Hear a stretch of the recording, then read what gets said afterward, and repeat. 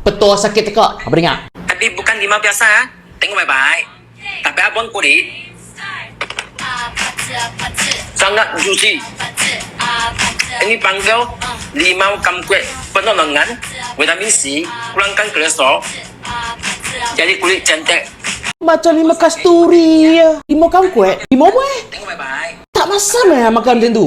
Khasiat limau ni aku pun tak tahu dan aku pun tak pernah makan limau kamkuek ni. Yang aku google, limau kamkuek macam ni. Kalau limau macam ni aku rasa macam pernah makan. Dia tak masam sangat. Sedap. Memang betul-betul juicy lah. Tengok Abang Zulkifli kita makan, betul lah macam tu. Sebiji macam gambar Google tu, nampak?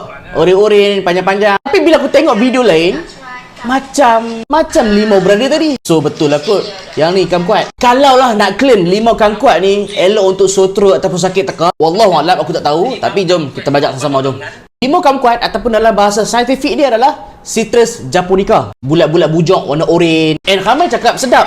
Maneh? Dia tak masam. Aku nak tengok nutrisi apa yang ada dalam limau kamkuat ni. Tinggi dengan vitamin C. Obviously, nama pun buah citrus, buah oranye. Selain itu, tinggi dengan beta keratin dan alpha keratin. And kaya dengan a few mineral yang penting macam magnesium, phosphorus, iron, calcium. And selain tu kalau kau go through kajian belakang ni, dia ada tunjuk phytochemical apa yang tinggi dalam buah kamkuat ni. Selain flavonoids dan juga beta carotenoids, buah limau kamkuat ni juga tinggi dengan limonin and juga pinene. Apa benda pula limonin dan pinene ni? Limonin and pinene memang ada kajian menunjukkan bagus untuk batuk. Dia sebagai cough suppressant, dia hentikan batuk. Bahasa mudah, dia boleh legakan anak tekak kita lah, kengkung kita. Kalau gamak kengkung merah, and kau boleh ikhtiar buah ni, buah kamkuat ni, sebab memang ada kajian bagus untuk sore throat. Satu lagi aku dah go through satu artikel yang ni pasal COVID lah, zaman-zaman dulu punya. Tak dulu lah, beberapa tahun lepas. Yang mana kamkuat decoctions pernah digunakan untuk improve batuk yang disebabkan oleh COVID.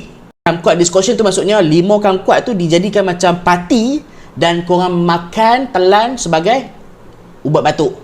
Benda tu memang dikaji dan surprisingly memang efektif tau untuk dijadikan sebagai natural remedy untuk batuk. Nampak pun sedap. And tak salah kalau korang nak ikhtiar. Nama pun buah, tak ada masalah pun.